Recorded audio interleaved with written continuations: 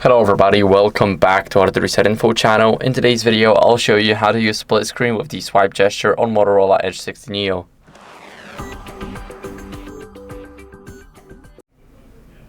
So first, what you guys want to do is go over and open up settings. In these settings, you want to go to gestures and you can find the gestures almost right here. And now what we're going to do is we're going to go to on-screen gestures and swipe to split. Here you want to make sure that you turn it on. And here you also have a tutorial, so you just have to swipe your finger back and forth.